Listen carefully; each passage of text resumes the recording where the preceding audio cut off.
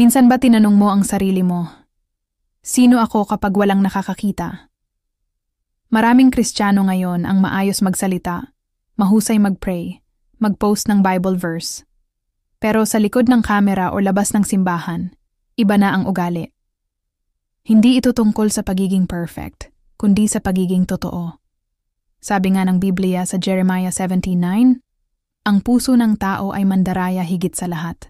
Kaya ngayong video, hindi tayo nandito para humusga, kundi para tulungan kang makita kung saan ka nagtatago. At kung paano mo muling mahahanap ang tunay na kalayaan sa pagkakaroon ng mask-free faith. The double life of a Sunday Christian. Tuwing linggo, makikita mo silang present.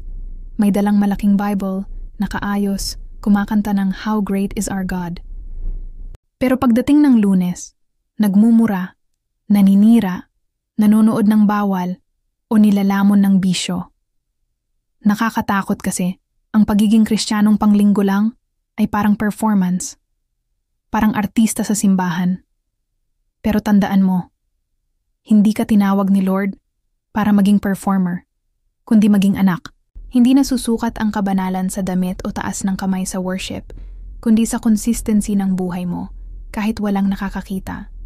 Dahil si Lord, hindi lang tumitingin sa ginagawa mo, kundi sa puso mo. Jesus and the Hypocrites.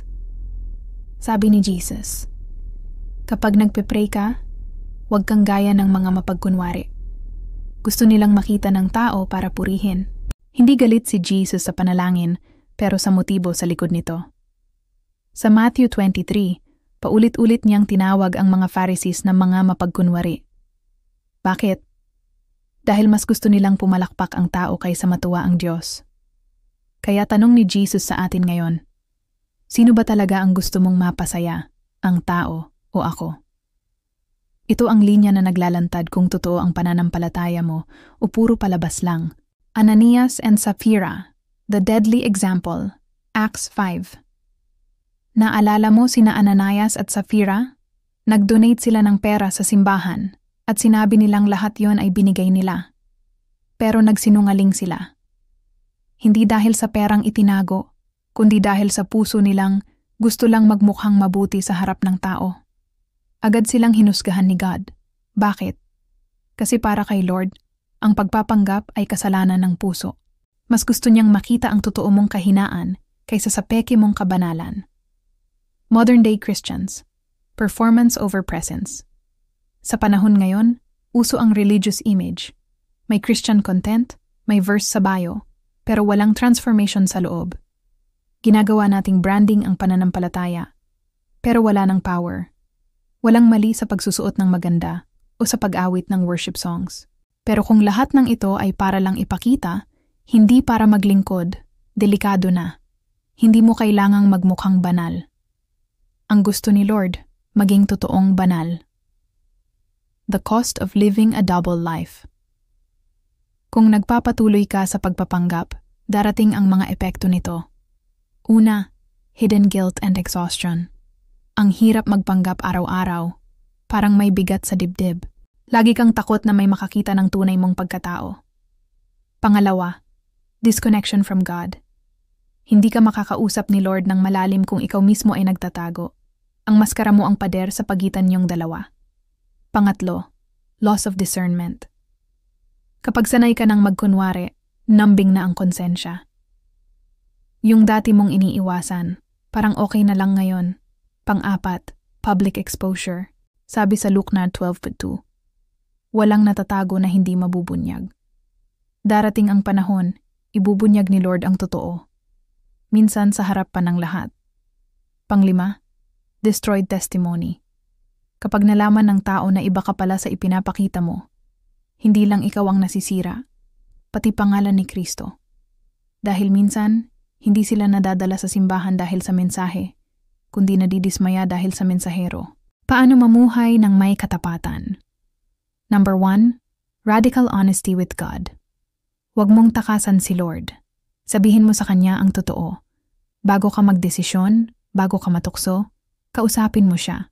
Ang Diyos hindi naghahanap ng performance, kundi katapatan. Number 2, love and obey the word. Ang Bible hindi dekorasyon, kundi salamin. Basahin mo ito hindi para mag-post ng verse, kundi para makita ang sarili mo at magbago. Number 3. Surrender your image. Bitawan mo ang pangangailangan na magmukhang okay. Mas gugustuhin ni Lord ang pusong basag, pero totoo, kaysa sa mukhang matatag, pero puno ng pride. Huwag mong i-prioritize ang image mo sa ibang tao kung hindi ang image mo sa harap ng Diyos. Number 4. Spiritual accountability. Magkaroon ng mga kaibigan o leader na tapat magsabi sa iyo ng totoo. Hindi para i-condemn ka, kundi para tulungan kang lumago sa katotohanan. Number 5. Bold and consistent obedience. Kapag may ipinagawa si Lord, gawin mo. Obedience in secret is the true mark of maturity.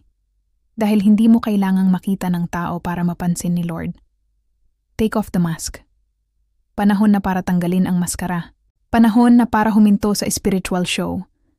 Dahil hindi mo kailangang magkunwari para mahalin ng Diyos. Lumapit ka sa Kanya ng totoo, sugatan, pagod, umiiyak, pero tapat.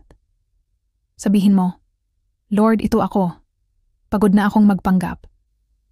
Linisin mo ako at gawing totoo muli ang pananampalataya ko. Comment mo sa baba.